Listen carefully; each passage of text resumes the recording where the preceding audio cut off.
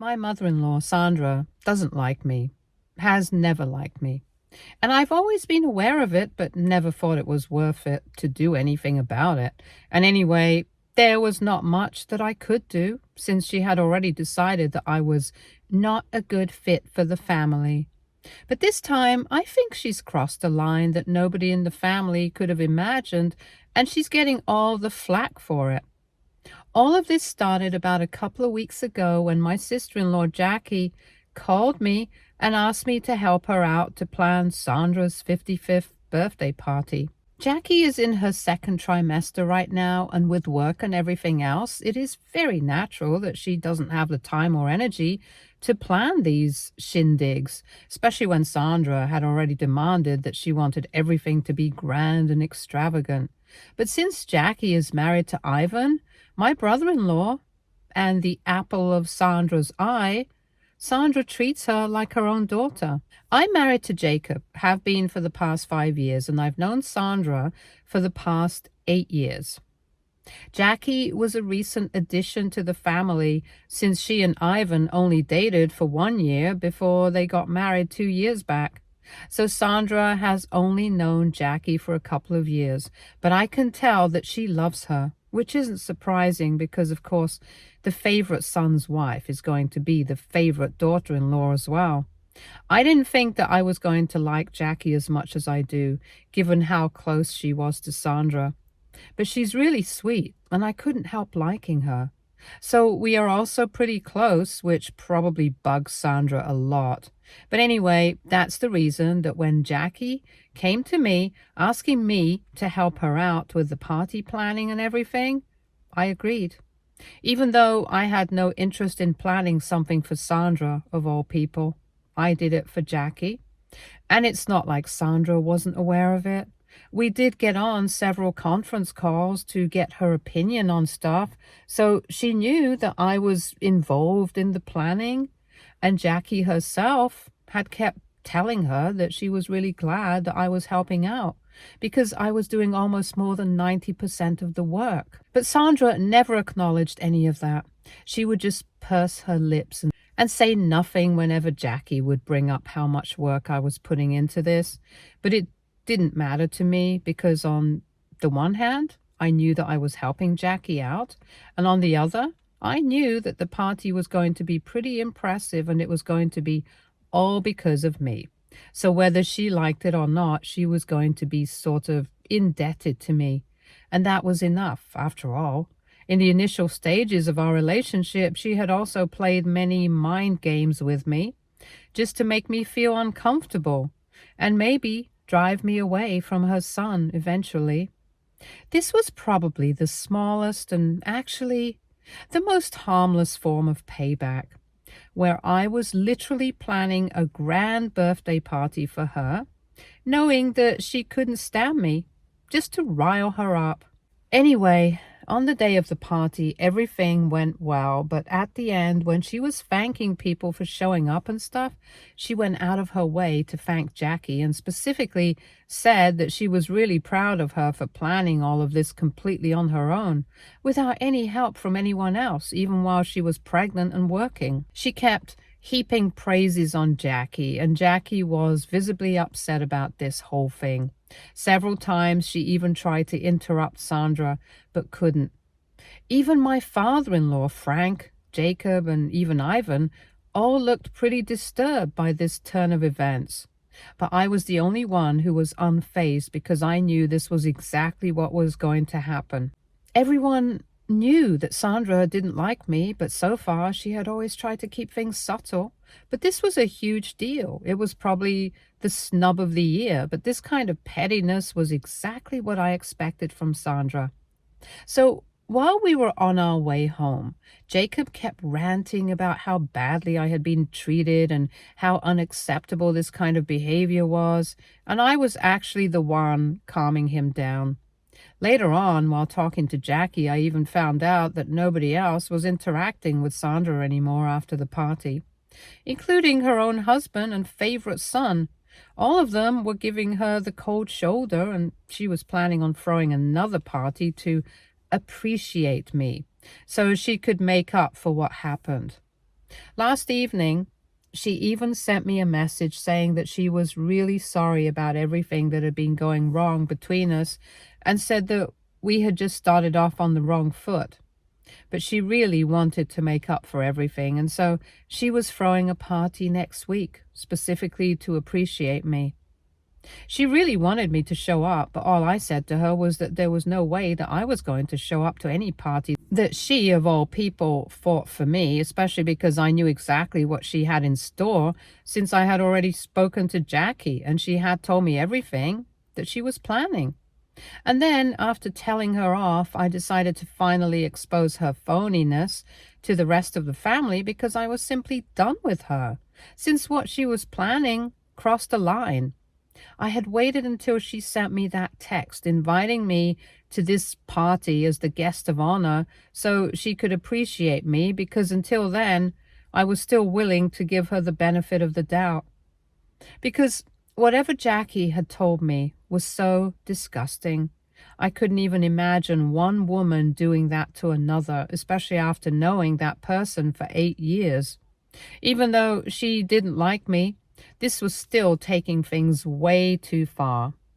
Basically, Sandra had been very upset after the party because everyone had been giving her the cold shoulder, which was her own fault because even though she didn't like me, she should have just acknowledged all the efforts that I had put into the party. But instead, she insulted me, and of course, that put everyone off, and then she started blaming me for it. For some reason, she thought that it would be appropriate to speak to Jackie about this, and after the party, when she was being given the cold shoulder, she decided to call Jackie up late at night and started ranting about me. She accused me of trying to turn her family against her, trying to pretend like I was some sort of saint, even though she knew for a fact that I wasn't. And that's the reason that she had never liked me, never wanted to accept me to the family. And she told Jackie that she was finally going to tell her something that was going to change her opinion of me forever. Jackie, simply out of curiosity, decided to hear her out, expecting some huge scandalous revelation. But instead, Sandra told her that when Jacob had started dating me and introduced me to the family, she had instantly figured out that there was something fishy and off about me. So a couple of months into the relationship, she decided to hire a private detective, and that's how she got a hold of my medical records, which revealed that at the age of 22, I had had to terminate a pregnancy, and later on, I had had a hysterectomy. I'll get the real explanation of that later. I had my reasons, none of which were relevant to Sandra, because Jacob knew all about it, and that was enough. I didn't think that his entire family deserved my personal medical history since it wasn't going to be affecting them.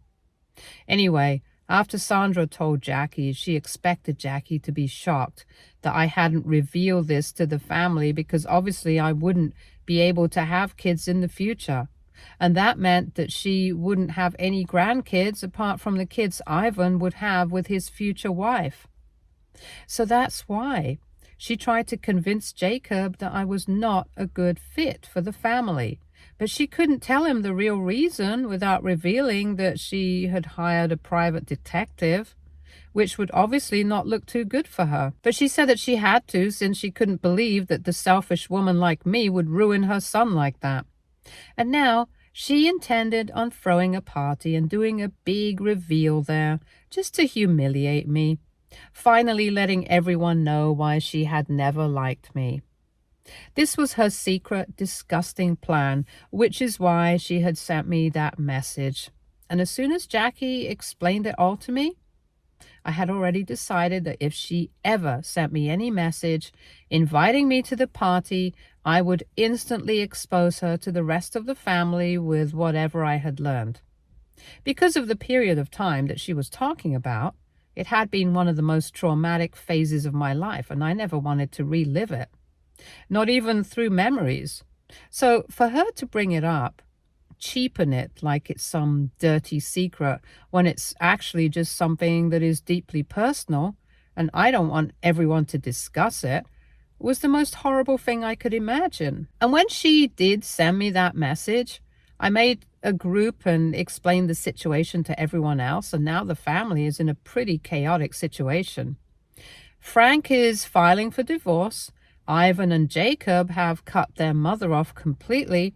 And Sandra and her family members are begging me to set the record straight, telling me that she had no such intentions. But I believe Jackie, and I know that she wouldn't make up something like this, especially given the fact that she actually couldn't have.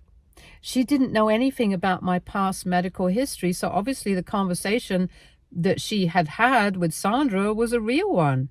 And she had every intention of humiliating me at this party that she was throwing. And now, coming to the real reason I had to have that hysterectomy. Back then, I got pregnant with my ex-boyfriend and we were going pretty strong. But when I got pregnant, I decided to keep the baby. But a couple of weeks into my second trimester, I started experiencing severe pains and other complications. And the doctor discovered that I had cervical cancer. To avoid future complications during the pregnancy, I decided to get it terminated. And for good measure, I ended up having a hysterectomy as well, because the cancer was in its advanced stages, but I started treatment just in the nick of time. After that, I was not willing to take any chances of cancer returning at any cost. So I had a hysterectomy done. And even though it meant that I wouldn't be able to have kids, I was fine with it because at that point of time, my health was my priority. My ex and I broke up shortly afterward, but then when I met Jacob, I knew that he was my soulmate. I told him everything about myself, including this, and he didn't seem to care. So all was well, and if I'm being honest, I thought that Sandra didn't like me just because she didn't want to. I had no idea that this was the reason why she had such a grudge against me right from the beginning. But anyway, the only reason I'm writing this post is because I want to know if I did the right thing by telling everyone in the family about it, because right now, Frank is actually filing for divorce. And that seems like a huge deal. And given the way her family is acting, I feel like I'm responsible for everything going wrong right now, which doesn't exactly feel good, even though I don't really feel bad for her specifically. It's kind of complicated, but AITA for telling everyone about the plan that my mother-in-law had in mind for me? Edit. So I can understand that there has been a lot of confusion regarding why we were in touch with her in the first place. A lot of comments have called me spineless and things like that. But just for the record, like I said, she always kept her hate for me very subtle. I'm not an idiot, though. I did pick up on it, and so did Jacob. And from what he told me, he did try to speak to his mother about it several times just to get her to be a little more warm and welcoming towards me. But given the circumstances, I'm guessing that she had already decided in her head that she was not going to give me a chance, and she didn't. She stayed true to that bit. And I was very cool and indifferent towards her as well, because as long as Jacob was with me and on my side, I hardly cared what she thought of me. I thought that this was just the typical relationship that a mother-in-law and daughter-in-law have, so I really didn't think much of it. And I definitely didn't think that it was worth it to cut her off over, especially since it would mean creating a lot of drama and the family as well. And back then, it was just not worth it. So I didn't do anything about it. I just let it be, and that's how Jacob and I dealt with it. Personally, we thought that we were doing the right thing, but of course, different people on the internet have different opinions, and I respect that. And as for why I actually went ahead and planned her birthday party and helped Jackie out, I think I've already explained that. I just wanted her to make her feel small, and maybe that was a bit petty on my part, but I think I've earned the right to be petty, especially to somebody like her. Anyway, with that out of the way, I hope it's easier for people to understand my situation and come to a conclusion. Also, it would be really nice if people kept things kind in the comments, because Jacob doesn't really have anything to do with any of this. He's a wonderful husband, and he's always been in my corner, so there's no reason to call him any sort of names. Thank you so much. Update 1. Hello, it's been close to a week since I posted, and I guess I really just needed some validation about my decision. So now I don't really feel that bad about it. The only thing that had taken me by shock was Frank's decision to file for divorce. But now that that shock was worn off, I guess this is reasonable enough. Because what she was planning was really terrible. I think anybody in my place would have done the same thing. As I said, nobody's speaking to her anymore, so her family is trying to dig her out of this hole by talking to me, since they believe that because I started this whole mess, I'm going to be able to fix it as well. Her brother and her dad both had been calling and texting me from burner phones since I blocked their original numbers, and then I blocked those numbers as well.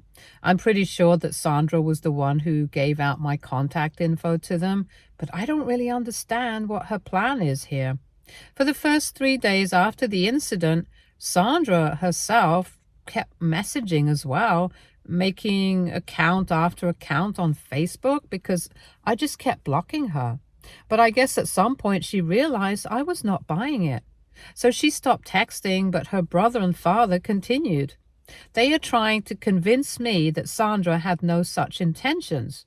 But I know that that's not the truth. She might have them fooled, but not me. And I also feel kind of bad for her father because he's really old. He's in his early 80s, and here she had him trying to fix her mistakes. He was really polite in the messages that he sent, and I felt bad while I was blocking him, but there was really nothing else that I could do.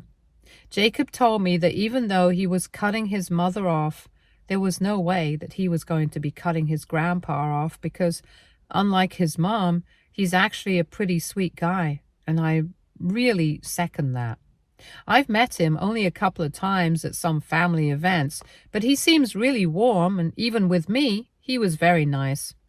Even Sandra's brother, Jacob's uncle, had a pretty fun vibe to him, and how these people came to be related to her I will never understand. Anyway, apart from Frank filing for divorce, the way Sandra had sent these seemingly kind of people on me, trying to make me feel guilty and question my decision, that was also driving me crazy. And that's why I had started to doubt myself a little. But right now, I feel like the punishment that she has received is barely anything for whatever she has put me through for so many years. So it's all fine, too. So today was a pretty big day. Sandra was served with the divorce papers. Frank has been living separately. He moved out and started staying with a friend the day that they had their huge fight when I exposed her and what she was planning to do. Since then, we have only been in touch with Frank, and we have been helping him find an apartment for himself. But in the meantime, we have also been visiting him at his friend's place.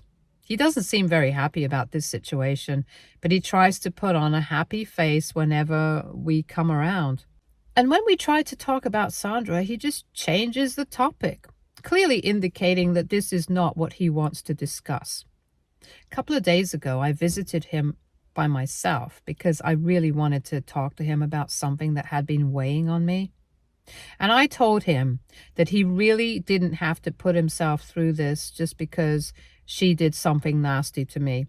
I knew that he had been with her for many decades now, and letting go of a marriage like this at this age that he is now, I know it's not going to be easy. I told him that nobody would judge him or feel bad about him if he continued to stay with Sandra, or even if he chose to forgive her at this point and reconcile with her. I tried to explain to him that I wouldn't feel bad, and I understand that some things are just beyond the scope of good and bad.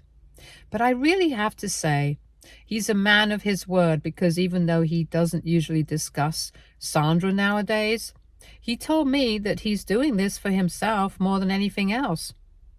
He told me that when he found out what Sandra had been planning to say at the party, he was actually horrified. And when she started trying to defend herself, saying that that was not her plan at all, he could see right through her, and he knew that she was lying. At that moment, he decided that that was not the kind of person he wanted to be with more, because even in the past, she had been petty about certain things with other people as well, but it had never gone to this extent.